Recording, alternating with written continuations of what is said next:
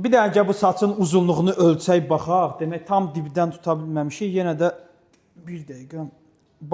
Belə deyim də, gördüyünüz kimi maşallah olsun. İndi 20 günə əgər belə bir saçlar istəyirsiniz də sizdə, elə deyil, 20 günə falan.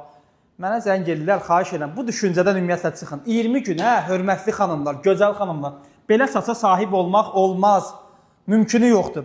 Bax, xanım istifadə eləyib, uzun müddətdir, maşallah olsun, saçında əməlli başlı fərq var. O nədən bax belə olub, göstərirəm onu sizə. Baxın, bu vitamindir, gördüyünüz kimi, bax, daxilə qəbul olunan qida əlavəsi, kapsulası, bir də ki, onun bax, belə bir dənə şampunu, saç yuma şampunu.